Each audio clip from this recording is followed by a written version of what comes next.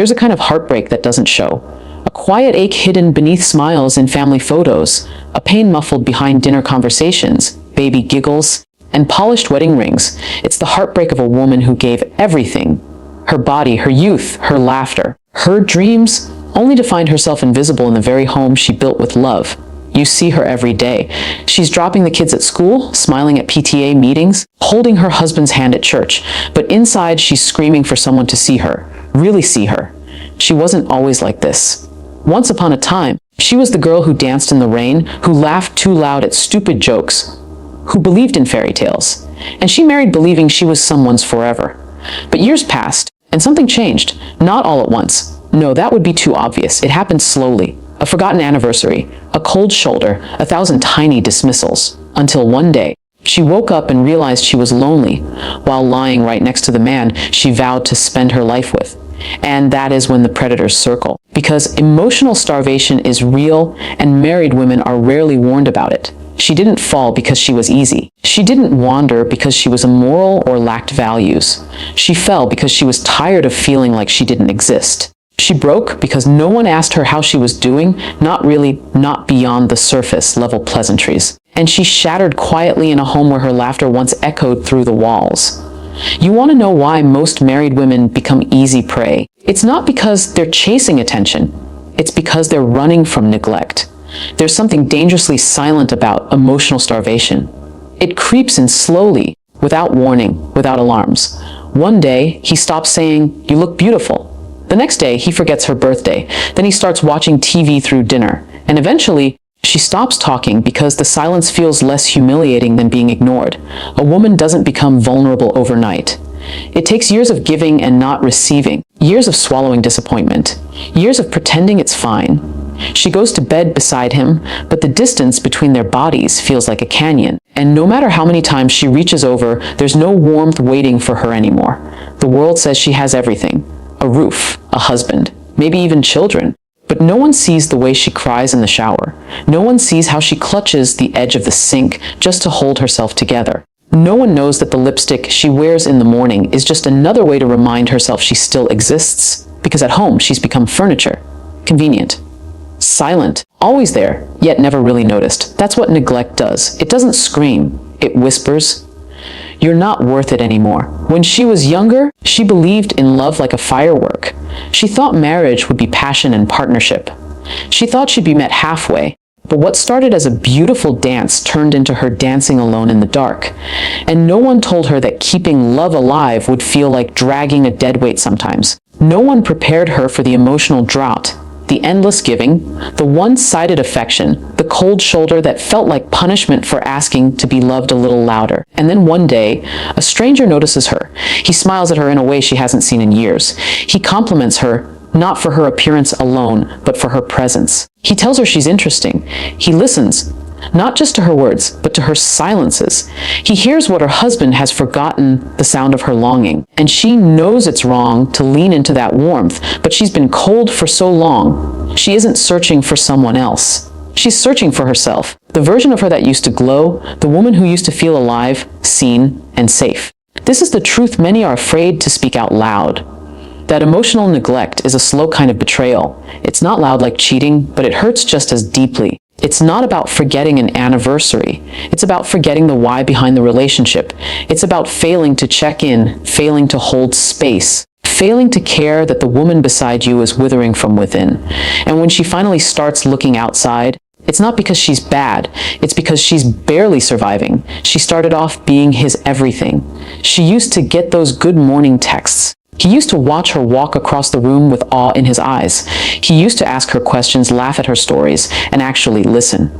But now she's just the one who cooks, who cleans, who reminds him about the bills, who watches him scroll past her while she tries to make conversation, who gets more eye contact from the dog than from her husband. And if she dares speak up about her loneliness, he calls her needy, too sensitive, never satisfied. So she stops speaking. She goes mute. She chooses peace over conflict. She smiles through it. She tells her friends everything's great. She posts happy photos, kisses him on camera, and convinces herself it's just a rough season. But seasons are supposed to change. And it's been years since she felt kissed with intention. Years since someone touched her like she mattered. Years since she looked in the mirror and saw more than a shadow of who she once was. She wasn't looking for someone new. She was praying for her husband to notice her again, to fight for her, to chase her like he used to hold her hand not just in public, but in private, to text her just to say, "I miss you," to sit beside her on the couch without a phone between them, to ask how her day was and mean it. But when that never came, and someone else saw the storm in her eyes and chose to stay, it felt like rain in the desert. The danger isn't other men. The danger is the emotional void many husbands leave unattended. Most women don't cheat with their bodies. They cheat with their hearts. Long before they ever cross a line, they cheat in their thoughts. They replay the words of the man who complimented their voice. They remember how it felt when someone listened. And they begin to imagine a life where they aren't just a wife, but a woman again. Someone cherished, desired, chosen. They fantasize about laughter that isn't forced, conversations that aren't one-sided, mornings where they're kissed without asking. And the tragedy is many husbands won't even notice when she's gone. They'll be shocked when she says she's not happy. They'll be stunned when she says she's leaving. And they'll ask, "Why didn't you say something?" Not realizing she did, 1,000 times, in 1,000 silent ways. In the meals she made without thanks. In the touch she offered that wasn't returned. In the way she started sleeping on the edge of the bed. In the makeup she wore to feel seen. In the tears she wiped alone at 2 a.m. when he turned over and kept snoring. She didn't fall for someone else because she lacked loyalty. She fell because she was falling apart, and someone noticed. That's what makes most married women easy prey. Not vanity, not lust, but emotional abandonment. They are empty cups walking around, craving a single drop of affection. And when it finally comes, they drink it like it's salvation. Not because they're weak, but because they've been strong for too long with nothing poured back into them. She isn't asking for diamonds. She isn't asking for mansions. She isn't asking to be treated like a queen. She's asking to be seen, to be heard, to feel like she's not invisible in her own home. And when a woman goes too long without that, it's not a matter of if she breaks, it's when. Because every human heart needs connection. Every soul needs to feel safe. Every woman needs to feel like she's more than just a role, more than just a mother, a caretaker, a provider. She wants to feel like a lover, a friend, a partner, a woman. It's not her that changed. It's the silence that grew between them. It's the way he stopped showing up emotionally. The way he started taking her presence for granted. The way he stopped saying, "Thank you," and "I appreciate you," and "You mean the world to me." She didn't become easy prey because she was looking for an affair. She became easy prey because she was begging to feel alive. And when someone made her feel alive again, it felt like home. You can't starve a heart and then blame it for finding food elsewhere. You can't neglect someone's spirit and then be surprised when they find someone who nurtures it. And you cannot assume that a marriage will survive on autopilot. Love needs tending. It needs intentionality. It needs tenderness. If you do not water her, she will wilt. If you do not speak life into her, she will fade. And when someone else speaks the language you forgot, she might listen. Not because she wants to betray you, but because you stopped speaking at all. So many women are walking around broken, pretending to be whole, pretending to be fine, pretending to be fulfilled. And inside, they're screaming for affection. Not grand gestures, not lavish gifts. Just to be kissed like it means something, hugged like it heals something, talked to like she's interesting again, looked at like she's the only woman in the world. Is that too much to ask? Or have we just normalized the idea that a woman should keep giving love even when none is returned? She's not fragile. She's not disloyal. She's not weak. She's exhausted. Exhausted from loving someone who stopped showing up. Exhausted from carrying a marriage that feels more like a job than a joy. Exhausted from smiling through pain just to keep the family from falling apart. And when someone gives her what she's been missing, even if only with words, with presence, with attention, it's not desire that makes her lean in. It's desperation. You can call her a sinner. You can judge her choices. But until you've lived in the quiet agony of emotional starvation, you don't understand what it takes for a woman to lose herself so deeply in marriage that she starts searching for her reflection in the eyes of someone else. She doesn't want to cheat. She wants to feel again. She wants to breathe. She wants to wake up one day and not feel like she's vanishing. And if you've ever loved a woman, if you ever said vows, held her hand, promised to protect her heart, then don't let her starve while you're still in the same house. Don't let her cry herself to sleep while you scroll beside her. Don't wait until another man's words echo louder than your silence. Wake up. Choose her again. Every day. Not because she needs rescuing, but because the woman who stands beside you deserves to be held before someone else realizes she was worth holding all along. She didn't go looking for him. He found her in a moment she didn't even know she needed someone. It wasn't physical at first. It wasn't even romantic. It was a conversation. Just a simple exchange that made her pause and feel like she wasn't invisible. And that was more dangerous than any kiss. Because when you've lived in silence for too long, the soft sound of someone truly seeing you can echo louder than any touch. She wasn't unhappy because of one fight. It was the weight of 1,000 little things that were never spoken, never addressed, never healed. Her husband didn't scream. He didn't hit. He didn't even leave. He was just silent, present but absent, available in body but gone in spirit. The kind of silence that makes you question your worth. That makes you sit in the same room and feel completely alone. It's the silence that makes a woman start to doubt whether she's still lovable or just tolerated. She'd try to talk to him. She'd sit beside him on the couch and bring up how disconnected she felt. He'd nod, say, "We're fine." Or he'd change the subject. Or worse, he'd look at his phone, and that moment, that brush off, chipped away at her. It's not the absence of words that breaks a woman down. It's the absence of connection. It's feeling like your voice doesn't matter anymore, that your emotions are too heavy. That needing attention is somehow a flaw. So she stopped bringing it up. She buried it. Smiled through it, focused on the kids, focused on work, told herself this was just how marriage is. And then one day someone asked her how she was doing, not as a mom, not as a wife, but her. He looked into her eyes and stayed there. He waited for her answer like it mattered. And it caught her off guard, because she couldn't remember the last time someone asked and really meant it. She laughed it off at first, gave the polite response. But something inside her stirred, something that had been asleep for far too long. She didn't flirt. She didn't lean in. But she didn't forget that feeling. And when you've been emotionally neglected, even a flicker of warmth feels like a wildfire. It wasn't the first time someone had noticed her, but it was the first time in a long time someone actually saw her.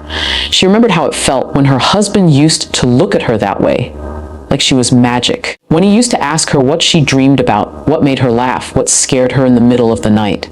But those questions stopped years ago. Now it was bills, groceries, who's picking up the kids. Their conversations had turned into transactions. Functional, necessary, void of intimacy, void of curiosity, void of effort. And that's when the danger begins. Because when a woman feels emotionally alone in her marriage, the voice that asks, "How are you?" can start to sound like music. And it's not the man she falls for. It's the feeling of being heard, understood, seen. It's not about romance. It's about recognition. She wants to be acknowledged. She wants someone to notice when she's hurting. Someone to say, "I see you're tired. What can I do?" Not because she can't do it all, but because she's tired of doing it alone. Silence creates space, and predators live in that space. They're not always obvious. Some are charming, gentle, thoughtful. They don't come with bad intentions. Not always, but they come with words her heart hasn't heard in years. "You're amazing. I don't know how your husband lets you feel this unseen. I would never take a woman like you for granted." And when you've heard nothing but silence at home, those words don't just flatter you, they feed you. She tries to resist it. She tells herself it's nothing. She's loyal. She loves her husband. But deep down, she starts comparing.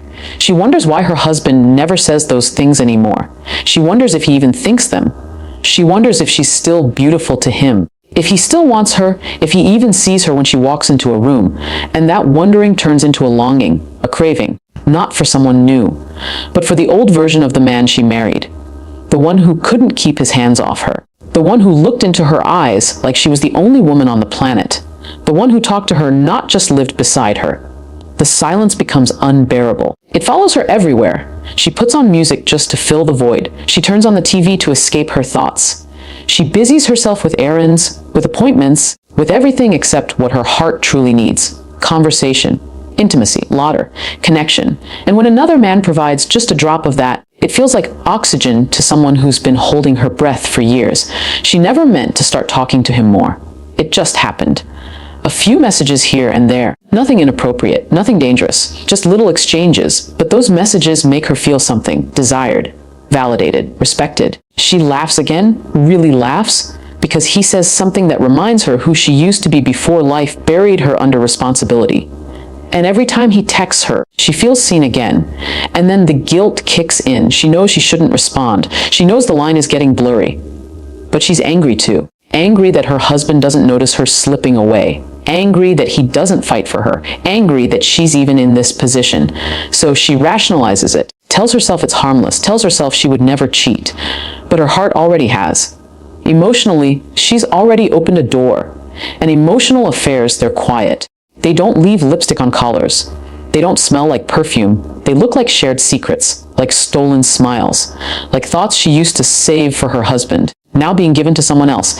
And she hates it, but she also can't stop, because silence has a price, and someone somewhere is always willing to pay attention when a husband no longer does. What most men don't realize is this: you don't lose a woman the day she leaves. You lose her the day she stops trying to connect.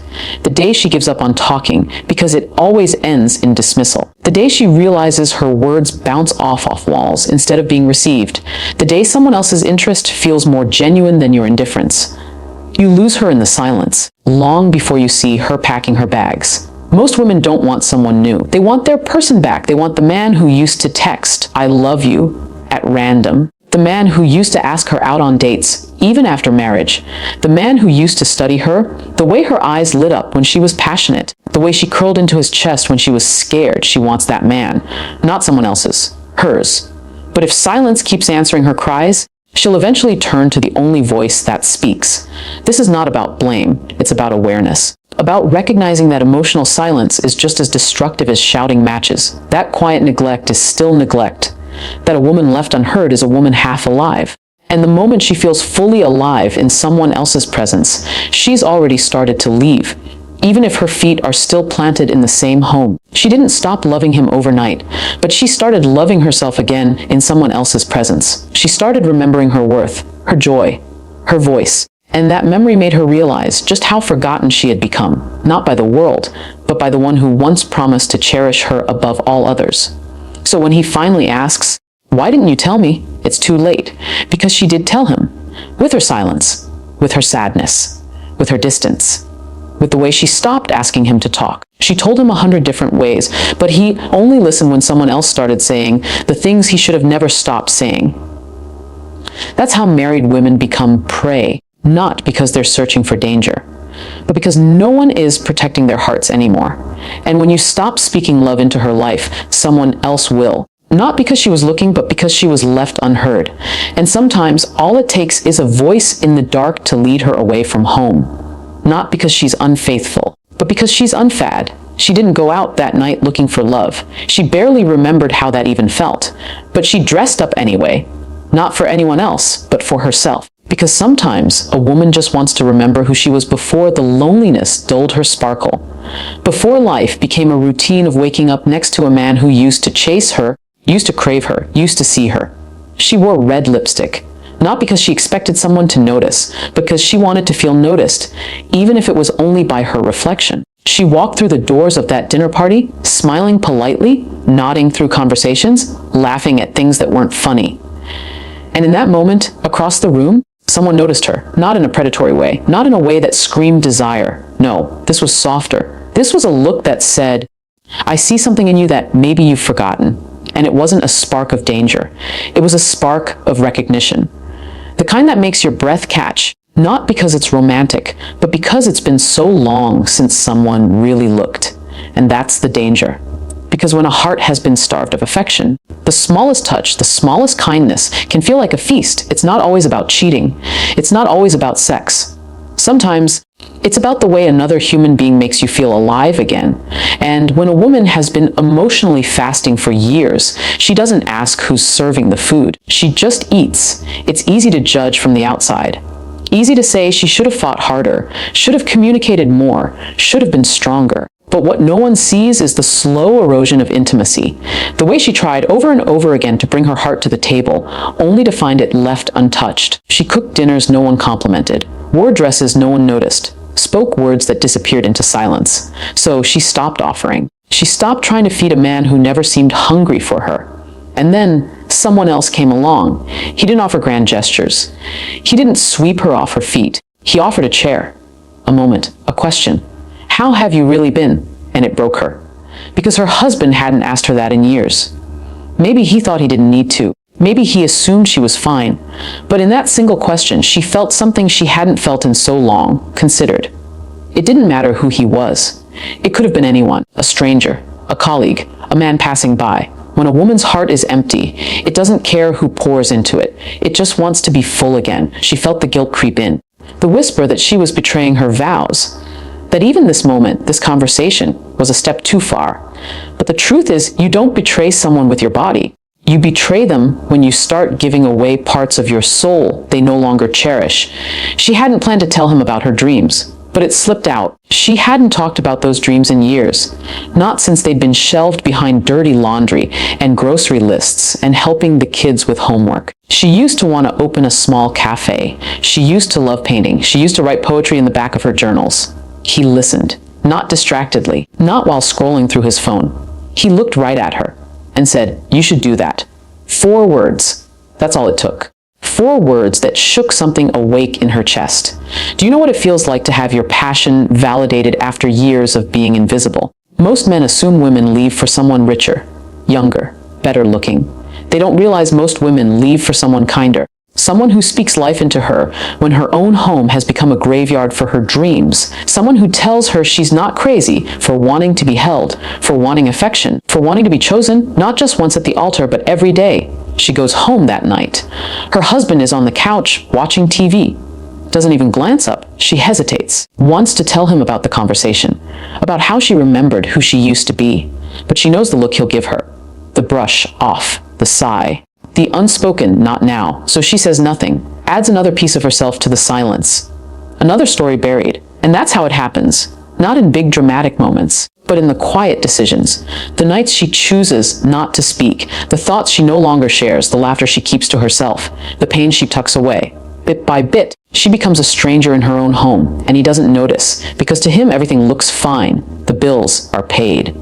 The kids are happy. She's still here, right? Still doing the laundry. Still cooking, still making love when he initiates. What could possibly be wrong? But love isn't sustained by proximity. It's not about sleeping in the same bed or sharing the same last name. It's about nourishment, about feeding each other's souls. And when one partner stops offering that, the other will start to crave it elsewhere.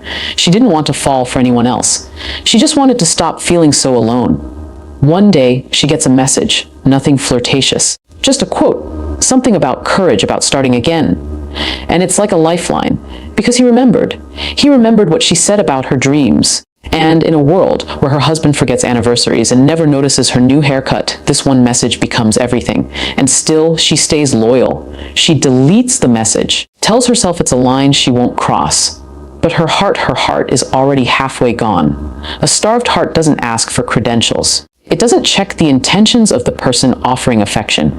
It doesn't pause to consider the consequences. It just reaches. Because when you've been emotionally malnourished, even a drop of warmth feels like salvation. This is what so many married men miss. They believe providing a roof, food, and security is enough. And yes, those things matter. But what keeps a woman's heart anchored to you isn't provision. It's presence. It's knowing you still hunger for her heart. That you still see her.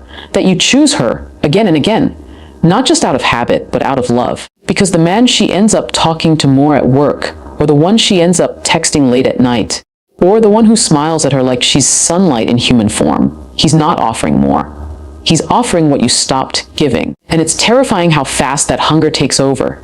She catches herself smiling at her phone, not because of flirtation, but because someone asked her how her day was. Someone noticed her mood changed. Someone sent her a song and said, "This reminded me of you." And suddenly, she starts remembering what it feels like to be adored. It's not the man she's attached to. It's the feeling, a feeling that she begged her husband for. A feeling she prayed would return, but it never did. And now, it's arriving from someone else. So she stops fighting it, not because she stopped loving her husband, but because she started loving herself again. And sometimes, loving yourself means walking away from starvation, even if the world calls you selfish for doing so. They'll say she gave up too soon. They won't talk about the nights she cried silently in bed while he slept. They won't mention the hundreds of texts she typed and deleted, the counseling she begged him to attend, the books she read, the compromises she made, the way she begged, without words, for connection. They'll say she threw away a good man, but they won't understand that good doesn't mean present. That loyal doesn't mean engaged. That staying physically while abandoning emotionally isn't love, it's slow cruelty. And the one who showed up, the one who offered her warmth, he may not be perfect. He may not even be permanent. But in the moments she was drowning in her own home, he offered her a hand, and she took it. Because survival doesn't always come dressed in morality. The truth that nobody wants to admit is this: a woman who is loved deeply and daily does not go searching. She is not prey. She is not tempted, because her heart is full, and a full heart does not wander. But a starved heart will take what it's given, not because it's weak, but because it's human. So before you judge the woman who stepped outside her marriage, ask yourself, when was the last time someone fed her soul? Because even the strongest woman, when kept hungry long enough, will eventually choose nourishment over loyalty. And it won't be because she stopped loving him. It will be because he stopped feeding the very thing that held her close, her heart. Most married women don't become prey because they're weak. They become vulnerable because they're hungry for love, attention, and emotional connection. When a husband stops feeding her heart, her silence becomes an ache, and the first voice that speaks with kindness feels like home. Protecting your marriage isn't just about staying, it's about showing up, speaking love, and choosing her daily. Because a woman who feels full doesn't need to look elsewhere. She already has everything she needs where she is.